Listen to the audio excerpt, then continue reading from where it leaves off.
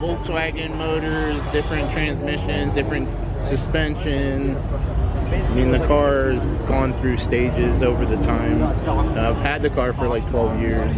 Oh, wow. It's been like this, where it had the Honda and the J-arm and all that stuff fully built for like 5 years now.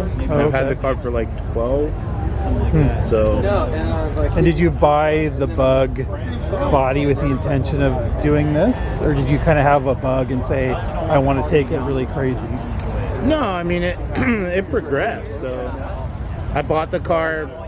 It was like a bone stock looking Baja Bug. I don't think anyone's here, but it was basically just like a 70s Baja build where you just put fenders on it, put a little bit bigger tires, re-indexed the torsion bar. Real budget car with a blown motor for like $1,000, but it had a clean paint, and so that's kind of worth a lot. So I bought it, fixed the motor, drove it, and then just slowly upgraded it. Just slowly went crazy on it? Yeah. And when I went through a couple Volkswagen motors, and then that's when I got serious, when I was like, all right, I'm gonna put a Honda V6 in it, the car is gonna get real serious. Then it was like, all right, I'm gonna cut the front end off and J-arm the front, and then things got out of control. We painted we painted it, and you know, like it just kind of mushroomed out of control to kind of the car that you see right now. But and then I know some people do like those 2-liter like, you know, Chevy motors and stuff. Is that what that is? Yeah, okay. This is a 2.5 Ecotec out of like a 2013 Malibu. Oh, okay. So, and what is there a reason that people started doing this, just because they're kind of cost effective rather than other swaps? Yeah, I mean they're all cost effective. Like I did my whole swap for $1,800. Oh wow, okay. So, and I sold my Volkswagen for $1,500. So it's like it's still cost effective. It just depends what you want to do. Yeah, well, so like his car's got beams. Okay. Or it's a beam front end, and so this is basically built off a Class 5 Unlimited chassis build. So that's like a spec racing class. So you have a Volkswagen style front and rear suspension and a 4-cylinder motor, and then you have a wheelbase limit and a width limit. Oh, okay. And then that's a racing class, just like a trophy truck and Class 1, and it's Class 5 Unlimited. So this is basically like a Class 5 Unlimited chassis. The Baja shop built this chassis. It's got a 2.5 Ecotec. It's got a 091 built trans. It's really nice. Full tube chassis. Full tube chassis. This car still has the stock pan. Oh, okay. Wow. So I just cut the front of the pan off, plated it, and then tubed out for the bulkhead. And then it still has the pan, it still has and then it's got a built 002 trans, which is a bus trans. Both of them are bus trans. They're just upgraded internals. And then, so this car, you can't really race this. You could race it in like an open class, because I don't have the same suspension. Got it. So they're kind of like, this is a play car, and this is like, you could race it if you wanted to. Right. You just messed around and beat the shit out of this. Yeah. Got it. Yeah, that car is fun. Can I tell you my favorite thing about your car? Go ahead. I like that you have your shifter zip tied to your tunnel.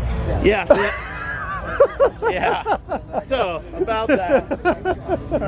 That happened this morning. When I looked inside, I was like, I'm already gonna like this guy because his shifter is zip tied to the tunnel of his car. I already like this guy. I literally ripped it out of the steel this morning, so that was pretty fun. I like it. So it is what it is. I like it. You do what you gotta do. We made it. So thankfully I don't live that far. We shoved it in the second gear, and that's what a Bug's all about, right? And we made it. So I think I'll shove it in third and we'll get home. That's really funny. So but cool. Yeah, I got another shifter at home. I'm just waiting to put it in. So we'll get that finally done. It's been needed.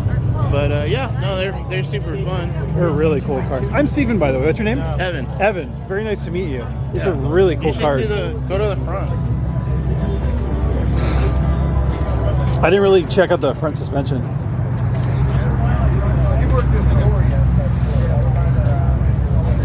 Yeah, the front suspension's awesome. Yeah, so right here, Oh, is where you cut it.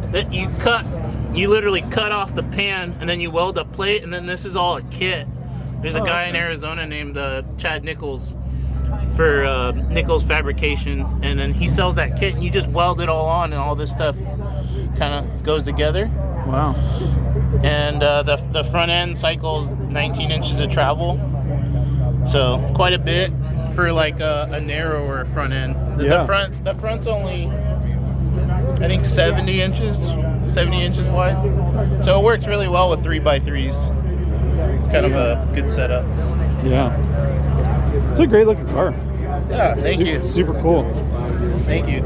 It's awesome. And these are 3510s, so like they're really narrow for off-road racing, but they're really tall, so it works pretty good. Yeah. And you can see how this is like an A-arm setup, and he's got the Volkswagen. Oh yeah, he's still got the torsion bars. Well, no, they're just through rods. Oh, okay. He's still got coilover.